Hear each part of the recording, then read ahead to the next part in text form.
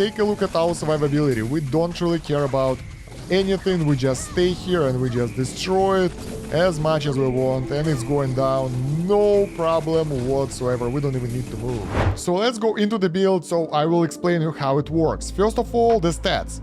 Fully going into the strength because that's what you need here. This is basically continuation of the previous build, the basic meta bear build, with additional things into it. As for the skills, for the Animancer, we are using Soul Sync to the maximum because that actually affects our bear and the poison damage which we will need. We are getting 4 points of Dominion Aura, we are getting 1 Thanatesis, even though we don't really need it that much. I like to have it for spare, and Mortal Pact up to the maximum, so we will get extra bonus damage. And 2 extra points are spent in the basic training here to unlock this skill, I think. I don't remember why it's here, but it's probably needed. Next, for the Herbalist, we are going for the full Toxin Mastery. We are going for 1 Virulent Flask in order to get a poison ailment on the enemies, and then we're going full Leaf Storm, our main damaging skill. We are getting Noxious Aura, we are getting Master of Potions to level 3. It's not that stable, but it's still giving you a bit more poison damage, so it will help. You will need 1 Corrosive Cloud as well, and actually I got 1 resistance just for survivability. You can put this point anywhere. As for the Druid, this is the most interesting. Here we get the Wild Heart. We're getting only 2 points of Avatar of Ursak because otherwise we won't be able to get the auras for us. Then we are going to Tenacity. Some builds don't have it, but I like to have it for extra strength and extra life regen. It's pretty useful. We are getting 1 Beast Morph Elixir for faster Overwhelm proc, and Overwhelm to the maximum as always because it's still pretty good skill and it's doing maybe not most of our damage, but still pretty useful. Now, when we got the skills, we need the right Fatebounds, and this is very hard and complex because I wanted to go the tanky bear with the poison. You can go full DPS and go for the mages set. It will be easier to handle. I decided to go a bit harder way, so we got the heavy armor that reduces the damage, and I think it's pretty cool because we really don't die that much in the combat. So what do we need? We need as much strength as possible as always to get the higher health pool and higher damage. Then we need the Doombringer in order to activate our debuffs. If you can get 3 Doombringer, it would be nice. I also get the Helxar Touch Doombringer here and Strength Boost over here. They are not necessary that much, but it's nice to have them, I think, because you will be stronger. And then I got a lot of crappy things here that I couldn't roll properly, so let's go over the items, so I will explain you how it is, because substats are important as well. Hi guys, it's me from the future. 2 days after actually I made this guide, there is one important info you should know. Since all our skills are scaled from hybrid attack power, you need to know how to get that hybrid attack power. So getting 1 stat up isn't the best idea for the hybrid attack power. You want them to be more or less even, because the formula how it's being calculated is the highest stat plus lowest stat, in our case it's magic, times 3, and those 2 numbers will be divided by 2. So in our case it's about 500. Alright, 600. Because it will be 1.1k attack plus 24 times 360. So yeah, it's exactly 600. But if we will get a magical weapon like this Grandmaster's Quarterstaff with the magical power, and it also got Doombringer for us, and we will get the set of the Grandmaster as well, which is actually not that good. Sadly, I don't have that, so we'll get some random weapon here, so you will know what I mean. You can equip the magic weapon and get the magic power up higher, and that will give you higher end results. So like Grandmaster Staff plus 9 will give us 380, so average level will give us about 300 damage, just like this sword basically, a bit lower. And yeah, it will give us 859 plus 300 multiplied by 3, that's 900, that's 1.8k divided by 2, 900 damage instead of what we had before, 500. So that's almost 50% damage increase. So make sure to get the right weapon for your task. I actually tried to farm it before making this edition, but yeah, it took me like 2 hours to go through those runs with the potion and I've got nothing. So yeah, you would like to get this staff. It's the easiest one to get, the Doombringer, but you can use any magical weapon with the high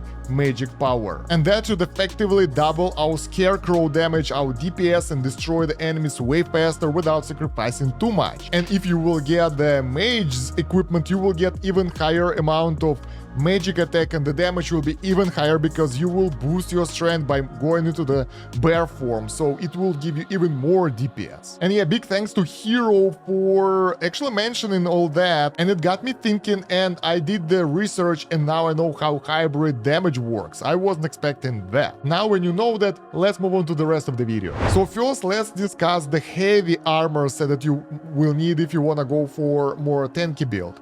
I decided to go with this Tower Knight's boots and helm because it was easily attainable for me, and they all got the strength on them. It's okay. What you want to get on your items though, on your substats, is to get as much skill cooldown as possible, as much strength as possible, and as much bonus minion power as possible. That will help you to do more damage. As you can see on all of my items, I get the crappy bonuses, so yeah, it's really complex to get the right stuff. So basically for the necklace, I've got the random stuff that I got with the Doombringer, and I'm happy with that. For the ring, I've got the Grandmaster's ring, which is actually pretty good for that piece because it got the Doombringer by default, so it's easier to get several of those here and get something good as a second roll, and you can craft it, so you don't really need to take it from the boss, so it's easier to obtain. The boots are here just because they got a lot of strength boost. You can go for anything here. Same for the helmet, they are not specifically needed. And as you can see, some of my items have some sort of spare secondary Fatebound that we tried to change but got unlucky. We got 5 extra Fatebound slots, so what I would advise to get there? I would advise to get Doombringer to the maximum. That will be like 4 slots left.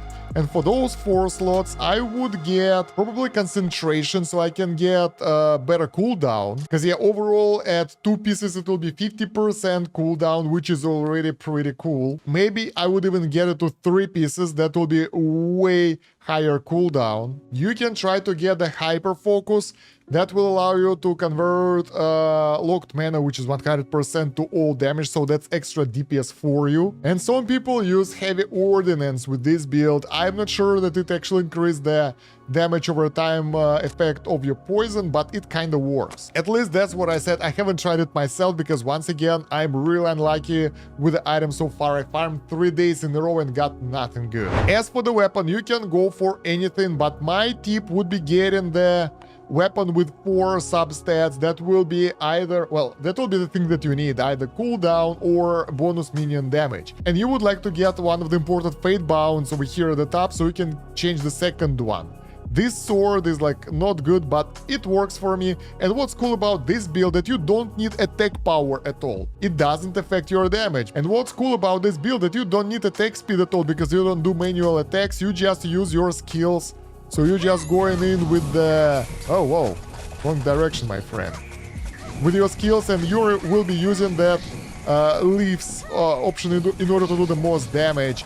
And the better your cooldown is, the more of those spells you will be able to feed.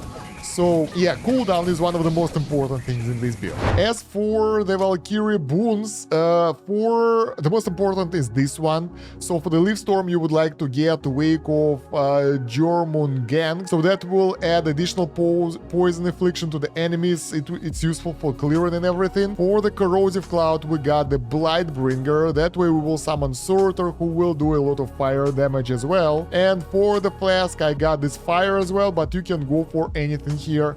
I prefer more DPS. So yeah, right now, without the proper set, without the magical set that will increase my cooldown, I'm more focused on defense in this scenario. I'm doing 1 million DPS here, which is not that bad. Moreover, because of the survivability, I can go to any of those maps on any difficulty. We can go like level 6 cleansing, and we will not have any issues. All the enemies, they will tremble when they will see us. Basically, how do I play this build? I just go around and drop flasks and use leaves. I don't even use the poison cloud or anything at all because I save them for the tough bosses. And honestly, I would like to get more skill cooldown bonuses because it's a bit slow right now. If you get better skill cooldown, you will be able to wreak even more havoc. And there we go. When we use those additional abilities is when you meet the tough bosses. So in that scenario, you can actually activate all your things and dish out your insane DPS to take them out as fast as possible in Helixar areas, so you will not get too much corruption and get that those shards for you. So even without the Fountain of Cleansing, we are good. We got 26 stacks of corruption on the camp area, and we can go further. So yeah, if the enemy fights are getting slower, you can use Overwhelm in order to do additional DPS, but I don't advise using clouds like I did over here right now, because that might be useful when the enemy will appear, but you can time it. You can see the timer here, so you can use it when you want to. And yeah, be ready for the appearance of the mini-boss with the Helixar. So there we go. The boss appears, we use all our skills again, and we are pretty good at this, so it's not really doing that much to us. We can take it out no problem and fast enough.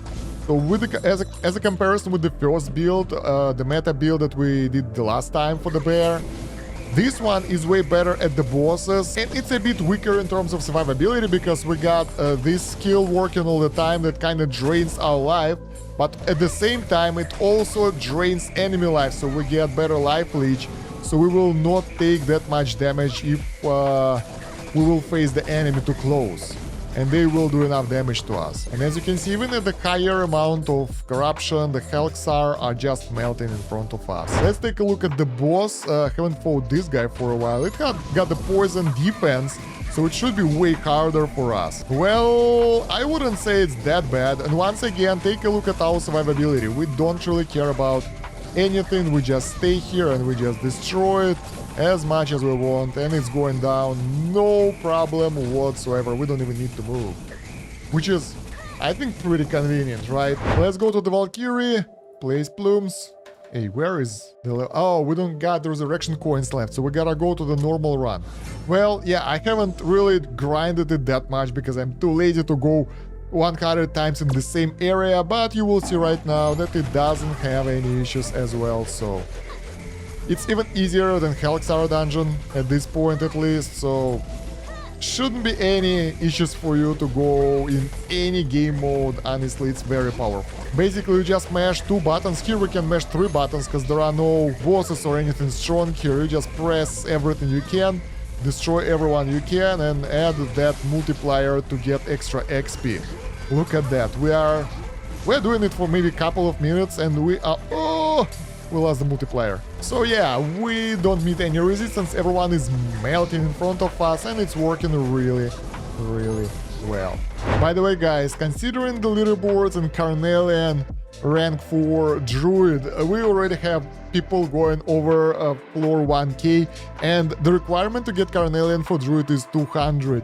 While if you take a look at other classes, it's way more chill, so I think everyone and their mother, sister, and dog decided to go Druid this time. This is insane. Guys, let me show you how this build works when you actually have the proper equipment. Berserk, who actually made the base of this guide, will show us what he has, so you can take a look over here. It's in the Soul Knight Prequel Discord.